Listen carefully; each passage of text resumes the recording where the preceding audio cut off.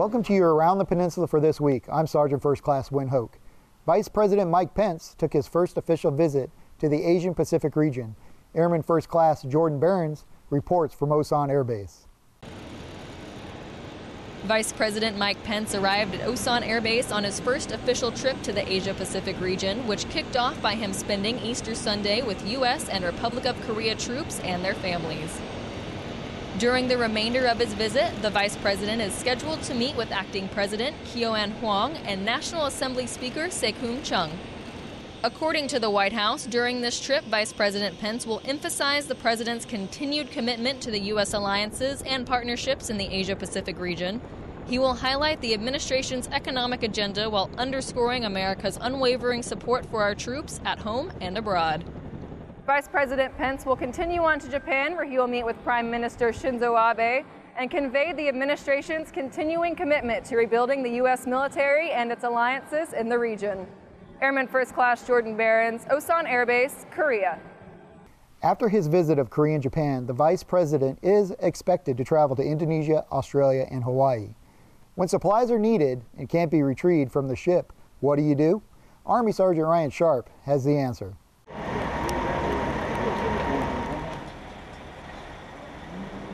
Republic of Korea and U.S. forces invite local media for a tour to showcase their employment and use of various logistic processes during Operation Pacific Reach. This exercise is yet another example of our ability to flawlessly execute expeditionary logistics capabilities that can be employed worldwide during humanitarian assistance and disaster relief operations, contingencies, or crisis response. The main part of the tour was to Dogo Beach to see the current operations. The combat success of our fighting force directly correlates to the speed and efficiency of our resupply efforts. Joint Logistics Over the Shore, or JLOTS operations, are military activities that include offshore loading and unloading of strategic ships when fixed port facilities are either damaged or unavailable. Behind me here we have ROC and U.S. ships ready to resupply units that are ashore by means of piers that are detachable, which will go out to the ship, offload the equipment onto the pier, and bring it back to the beach. While not directed at or geared towards any current situation or crisis, each training event uses unique scenarios to boost overall readiness. Army Sergeant Ryan Sharp, Pohang, Korea. Operation Pacific Reach is a regularly scheduled training exercise that happens every 2 years. Volunteers at the Homeward Bound Animal Shelter dedicated their time to more than just animals this Easter. Senior Airman Emily Kuntz catches the events at Osan Air Base. On the patch of grass outside the Homeward Bound Animal Shelter, children scamper to fill their baskets with as many eggs as they can find. These games, organized by the Homeward Bound volunteers, are a simple thank you to the Osan community for supporting Homeward Bound as they care for stray and abandoned animals. This shelter is 100% volunteer run. We operate solely on the community. So everything that the community provides for us and events like this provide for us, that's how we care for these animals. With 750 eggs packed with figurines and pens, there were prizes for everyone, even parents.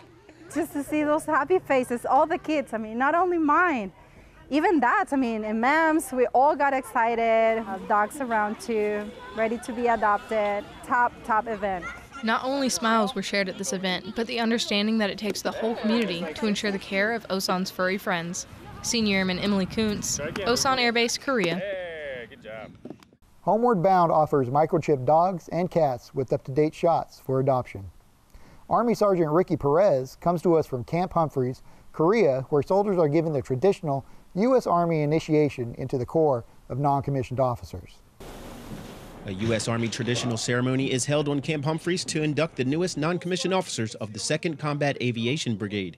The induction ceremony recognizes a total of 31 soldiers who were promoted to sergeant. This NCO induction ceremony, if it doesn't humble you as a non-commissioned officer, to get chills each and every time that I have the honor of participating or being a part of one of these ceremonies, it moves you every time. I feel definitely a sense of belonging and becoming legitimate NCO because I've gone through the induction process, but definitely, this is the most important job in the Army.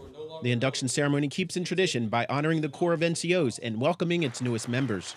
Army Sergeant Ricky Perez, Camp Humphreys, Korea. The 2nd Combat Aviation Brigade's history dates back 45 years as part of the 2nd Infantry Division. Marines and their Korean counterparts come together to prove who is the best Marine. Sergeant Keren Solano brings us behind the scenes to see the festivities. As Marines, that's what we do. After a stressful month of training in Korea, U.S. Marines and ROK Marines get to blow off some steam with a little friendly competition at Warrior Day. The day starts off with a little fun and music while preparing dinner for the afternoon. This is a very important day due to the fact that these Marines have been training hard together for the past 30 days. And at the end of the 30 days, this is like their culminating event to share some time with fellowship on the other side of the coin. The event kicks off with 4 different sports. Sections of the ROK and U.S. Marines compete against each other, using their strengths and weaknesses. It means relationship building. So if something happens here in the Pacific, we already have that relationship built. So you don't have to start from the bottom. It's already there. You come together and start training. Just having exercise and done, it's not fun. So I think during this Warrior Day, our ROK Marines can think about the U.S. Marine Corps more friendly, and they're like my brother. The games weren't just another way to come closer together, as much as they were a way to decompress. Everybody gets to come out, enjoy the time, instead of just stressing about where is this going, how we're changing. Instead of worrying about all that, we get to just let loose, enjoy ourselves, and good times.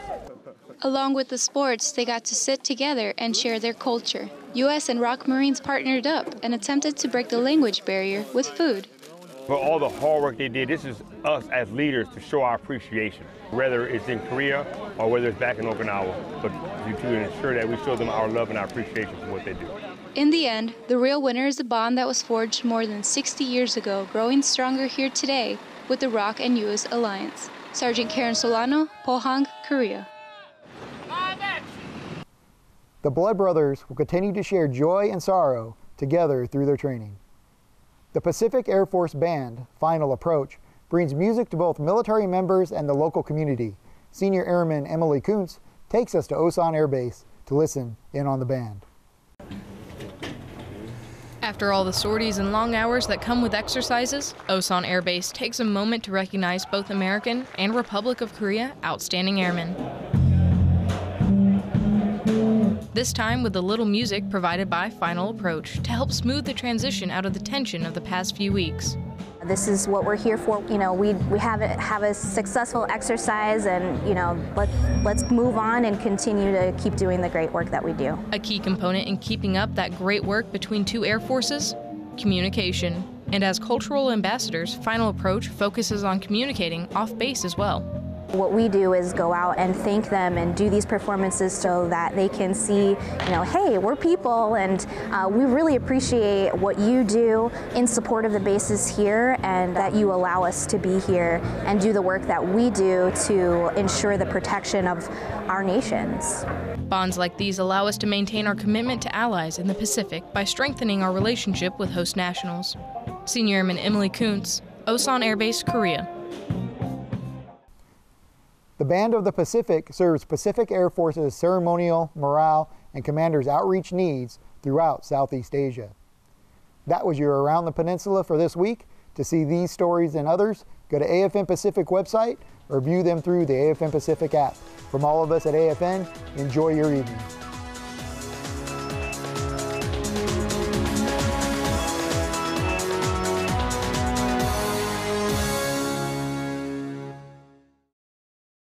While driving on military installations in Korea, there are two primary reasons to stop your vehicle. When you approach post shuttles loading and unloading passengers, and during retreat and reveille.